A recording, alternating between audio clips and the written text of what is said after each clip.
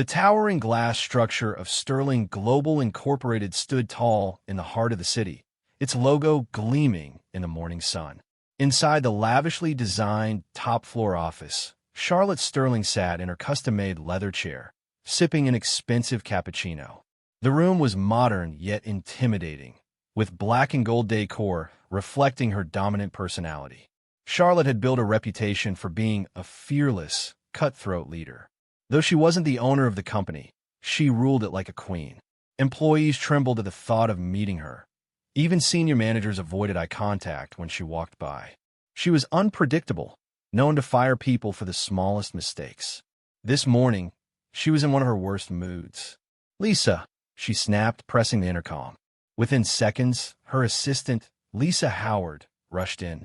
She was a young woman in her late 20s, always nervous around Charlotte. "Why, yes, ma'am," Lisa stammered. Charlotte glared at her, tapping her manicured nails on the desk. "Where's my morning report? It was supposed to be here at 8 a.m. sharp." Lisa swallowed hard. "Ma'am, I sent it at 7:55 a.m. And you think that excuses you from handing me a printed copy? Do I look like I have time to dig through emails?" Charlotte snapped. Lisa quickly nodded and rushed out, nearly tripping over herself in the process. Charlotte sighed in frustration and turned her chair to face the city skyline. She loved power. She loved the feeling of people fearing her presence. At exactly 9:30 a.m., a staff meeting was scheduled. Employees gathered in the conference room, whispering nervously. Everyone knew that Charlotte used these meetings as an opportunity to scold, threaten, or fire people. She entered the room wearing an elegant black suit, her sharp heels clicking against the marble floor. The room fell completely silent. "All right," she said, dropping a file onto the table. "Let's get one thing straight. If any of you think this company is a playground, you are sadly mistaken." Her piercing eyes scanned the room, sending shivers down everyone's spine. "I have zero tolerance for incompetence," she continued. "Deadlines are not suggestions. If you fail me, you will be out of a job before you can blink." The room was stiff with tension. No one dared to speak. Then, a marketing manager, Tom Benson, cleared his throat nervously. "Ma'am, regarding the new campaign." Charlotte raised a hand to silence him. "I don't need your excuses, Tom. If the campaign fails, you will be personally responsible." "Understood." Tom nodded quickly, his face pale. Charlotte smirked. Absolute control, just the way she liked it. While Charlotte ruled Sterling Global with an iron fist, the real owner of the company, William Grant, was nothing like her. William was a 45-year-old billionaire, but if you met him on the street, you wouldn't believe it. He wasn't one for flashy cars, designer suits, or expensive jewelry. He lived a simple life, rarely attending high-profile events. Unlike Charlotte, who bathed in luxury, William preferred the comfort of a quiet life. Most employees didn't even know what he looked like. His orders were delivered through one man, his trusted aide, Jonathan Reeves.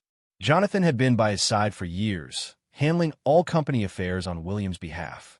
On a rainy morning, William sat inside his modest 2014 Toyota Corolla, parked outside a local cafe, stirring his coffee with a plastic spoon. Jonathan sat across from him, reviewing the company's latest financial reports. "Charlotte is getting worse," Jonathan sighed, flipping through the files. "I've received 12 complaints just this week." William smirked. "Only 12? That's an improvement." Jonathan shook his head. "She's firing people left and right. Yesterday, she terminated an entire department just because they didn't meet her standards." William leaned back, staring at the raindrops trickling down the cafe's glass window. "I hired her because she's smart," he said. "But arrogance will be her downfall." Jonathan nodded. "She thinks she owns the company." William chuckled. "That's the problem. She doesn't." He took another sip of his coffee. "Let her keep playing queen. Sooner or later, she'll meet the real king." It was one of those mornings where everything seemed to move in slow motion. Dark clouds hovered above the city, and the roads were still wet from last night's heavy downpour. Small puddles filled the potholes, and the air smelled of damp earth. William Grant, dressed in a simple black t-shirt and faded jeans, sat behind the wheel of his 2014 Toyota Corolla, humming softly to an old jazz tune on the radio. He was on his way to a meeting when his car suddenly shuddered and coughed before coming to a complete stop.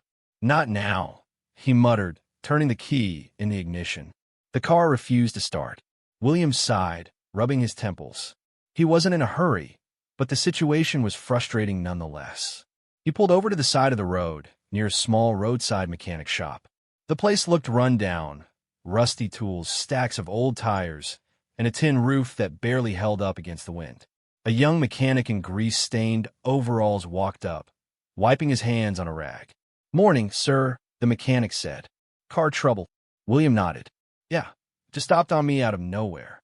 The mechanic crouched beside the hood and popped it open, inspecting the engine. "This might take a while," he said. "Looks like a battery issue." "No problem," William said. He leaned against the car, watching the occasional car pass by on the muddy road. He had always liked observing people, how they behaved when they thought no one was watching. And soon, he was about to witness a perfect example of arrogance in action. The distant sound of a revving engine echoed through the narrow street. William looked up and saw a black Mercedes-Benz GLK 350 approaching at high speed. The driver? Charlotte Sterling. She had woken up already irritated, thanks to an unnecessary call from her assistant, Lisa. To make matters worse, she had to attend a board meeting in an hour, and she hated meetings. She had no patience for slow drivers or pedestrians. She drove as if she owned the road. As she sped past, her tires hit a large pothole filled with murky rainwater. The water exploded into the air and splashed directly onto William. His entire left side was soaked in the cold, dirty water. Mud streaked down his shirt and jeans, leaving dark patches on his clothes. His arms were dripping. For a moment, William just stood there, stunned. The street fell silent except for the hum of Charlotte's luxury car, slowing down just ahead. William stepped forward and raised a hand, signaling her to stop. To his surprise, Charlotte actually hit the brakes. The black SUV came to a halt about 20 feet away, and the brake lights glowed red. Charlotte sighed in frustration and lowered her tinted window. "What now?" she snapped, peering at him through her designer sunglasses. William, still dripping, walked up to the car. He wasn't angry, just disappointed. "You just splashed me with water," he said in a calm voice. "You didn't even slow down." Charlotte gave him a once-over, eyes narrowing at his casual outfit. "And?" she scoffed. "Do I look like I have time to care about that?" William raised an eyebrow. "I would think basic courtesy doesn't take much time." Charlotte let out a dry laugh. "Oh, please," she said, rolling her eyes. "You were standing in the way. Maybe if you weren't loitering around like a jobless fool, this wouldn't have happened." The young mechanic, who had been watching the exchange, frowned. William simply folded his arms. "You didn't even apologize," William said. Charlotte tilted her head and gave him a mocking smirk. "Apologize?" she repeated. "To who?" "You." She looked him up and down and scoffed again. "Listen, old man, I don't owe you anything. Maybe next time, don't stand near puddles. And for God's sake, buy better clothes." The mechanic let out a quiet gasp, shocked at her disrespect. William remained completely calm. "So that's how you see people?" he asked, voice level. "People?" Charlotte scoffed. "No, just people like you." She slammed the window shut, revved the engine, and sped off, splashing even more water behind her. William stood there for a moment, expression unreadable. The mechanic turned to him. "Sir, are you okay?" William wiped a streak of mud from his arm and chuckled softly. "Oh, I'm fine," he said, dusting himself off. He watched as the Mercedes disappeared down the road. "People like her always think they're untouchable," William mused, mostly to himself. The mechanic shook his head. "She's got no respect, man." William smiled slightly and glanced at his car. "Let's get this fixed," he said, because deep inside, he already knew. Charlotte Sterling had just made the biggest mistake of her life. The grand boardroom of Sterling Global Incorporated was buzzing with tension. The long glass conference table gleamed under the ceiling lights, and the walls were lined with massive digital screens displaying company reports. For weeks, employees had speculated about today's meeting. For the first time in the company's history, William Grant, the mysterious owner, would be attending in person. No one had ever seen him before. Executives whispered among themselves as they took their seats. "What does he even look like?" one manager muttered to another. "I heard he's some old man who barely talks to anyone," someone else whispered. "Who cares?" a third voice said. "Charlotte's still the boss. This guy just signs the checks." At that moment, the heavy doors swung open. Charlotte Sterling strode in wearing her signature power suit, her black heels clicking sharply against the marble floor. She walked with the confidence of a queen entering her court. She took her usual seat at the head of the table, completely unfazed. But then, something unexpected happened. Another figure entered the room. A man, dressed in a simple dark blue suit with no tie, walking with an air of quiet authority. His face was calm, but his eyes held a sharpness that demanded respect. The murmurs ceased immediately. Jonathan Reeves, William's trusted aide, cleared his throat. "Ladies and gentlemen," Jonathan announced, "Mr. William Grant, the owner of Sterling Global." The room fell into stunned silence. Charlotte, who had been adjusting her tablet, looked up, and her entire body froze. Her heart stopped for a moment. Sitting at the head of the table, the chair that had always been hers, was the man she had insulted on the streets. The nobody she had splashed with muddy water. Her face turned ghostly pale. Her hands trembled slightly as she clutched the edge of the table. No, this isn't real. The same man she had mocked, laughed at, and humiliated was now sitting in front of her. And he was the real owner of the company. William clasped his hands together, scanning the room slowly. "I've run this company for over 15 years, he began, his voice smooth but firm. "From the shadows, I've watched it grow, trusting my executives to lead with integrity and fairness." He glanced briefly at Charlotte. She was staring at him in horror. "But," he continued, "power does strange things to people. It reveals who they truly are." The room remained dead silent. "I want to share a story," William said, leaning back in his chair. "A few months ago," he began, "I had some trouble with my car. It broke down in a quiet part of the city near a mechanic's shop. It had rained the night before, and the road was still wet." Charlotte gripped her chair tightly. She knew exactly where this was going. A black Mercedes-Benz GLK 350 came speeding down the road, William continued. "The driver hit a pothole, splashing dirty water all over me." The board members exchanged glances, shifting uncomfortably. "The driver didn't stop to apologize," William said, his gaze locking onto Charlotte. "She did stop. Actually, he corrected himself, tilting his head. But not to apologize. She stopped to mock me. She laughed, insulted my appearance, and told me that people like me didn't matter." By now, everyone's eyes were darting back and forth between William and Charlotte. Charlotte couldn't breathe. She wanted to melt into the floor and disappear. William exhaled deeply and shook his head. She had no idea she was talking to the man who signs her paycheck. The room felt suffocating. Then, William looked directly at Charlotte. "Charlotte Sterling, do you have anything to say?" The room was so silent that Charlotte could hear her own heartbeat pounding in her ears. Her mouth opened, but no words came out. Her once unshakable confidence had crumbled into pure terror. She shot up from her seat, her hands shaking uncontrollably. "Sir, I didn't know," she blurted out. "I swear I didn't.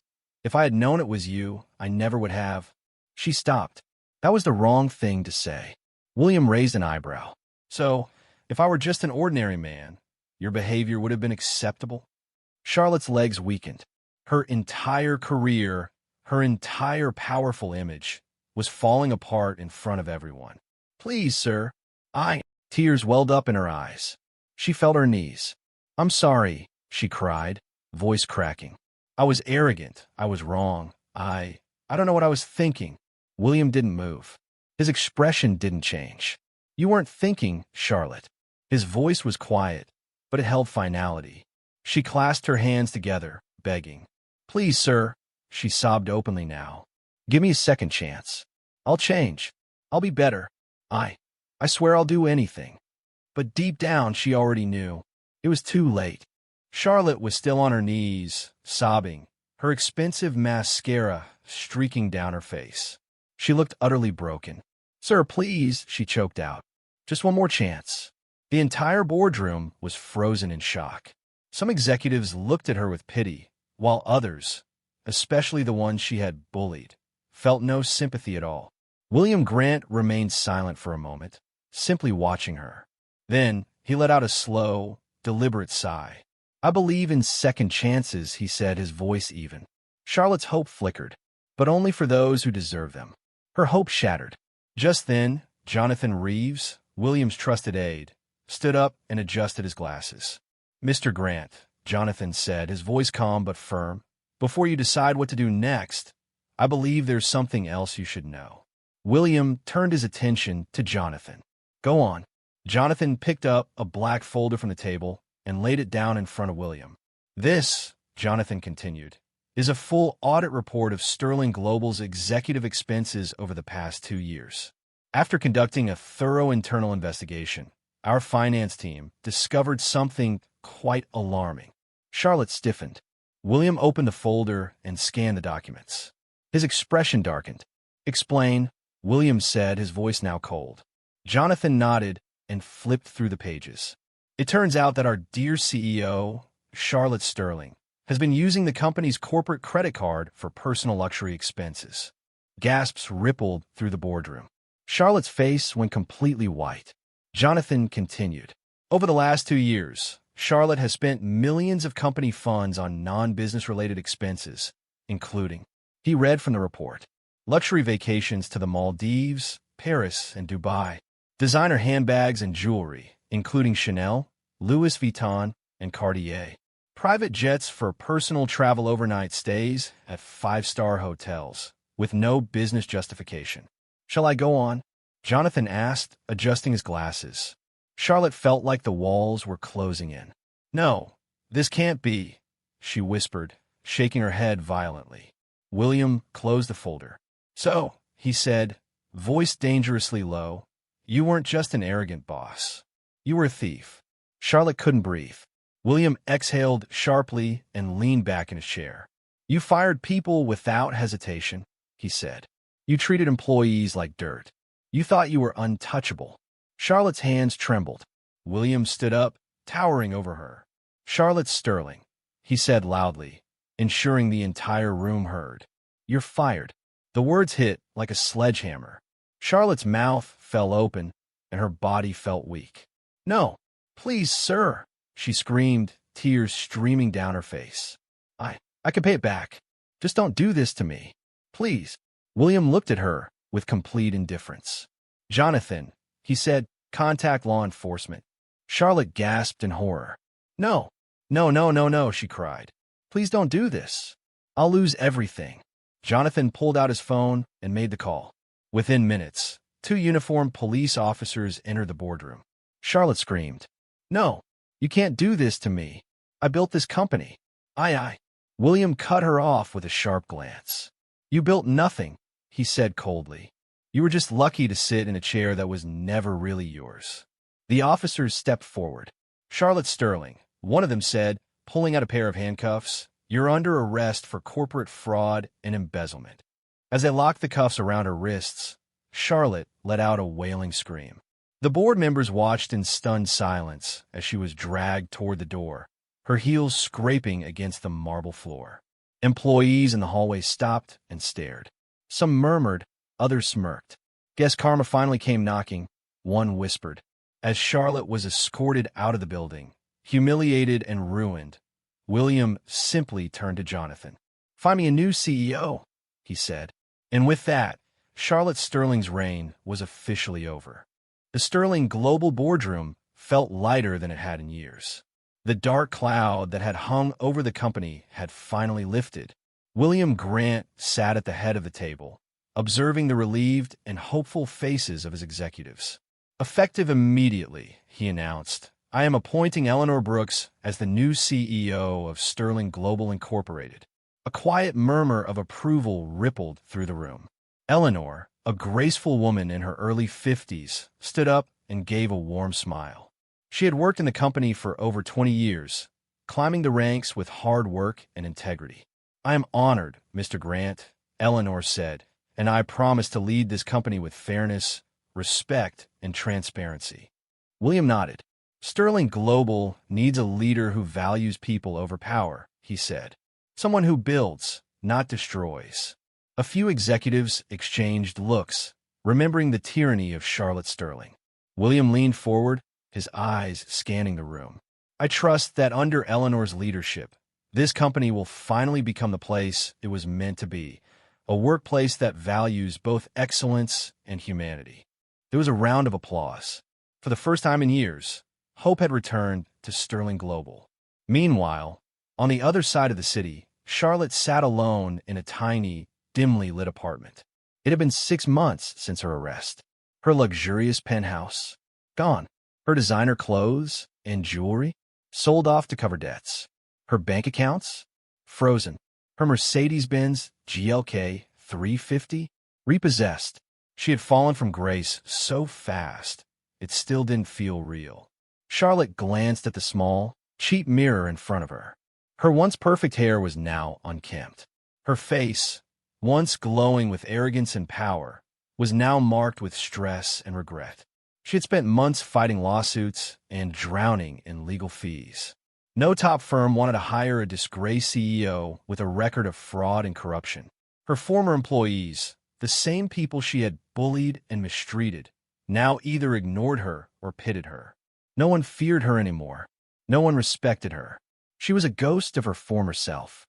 One afternoon, Charlotte arrived at a small marketing firm where she had finally secured a job as an assistant manager. It wasn't a multinational corporation. It wasn't a position of power, but it was a second chance. As she stepped into the office, she heard whispers from a few younger employees. "Is that Charlotte Sterling?" One murmured. "The former CEO of Sterling Global," another asked. "She used to be worth millions." Charlotte pretended not to hear. She had no right to feel offended. She walked to her small cubicle. No private office, no executive desk, just a regular desk like everyone else. As she settled in, her new boss, Martin Henshaw, walked over. "Welcome, Charlotte," he said, offering a kind smile. She gave a small, hesitant nod. "Thank you." Martin studied her for a moment. He had read about her fall from grace. He had seen the news articles, the court trials, the humiliation. "You know," Martin said gently, "we all make mistakes. But the real question is, do we learn from them?" Charlotte swallowed hard and looked down. For the first time in years, she didn't have an answer, but she was ready to find one.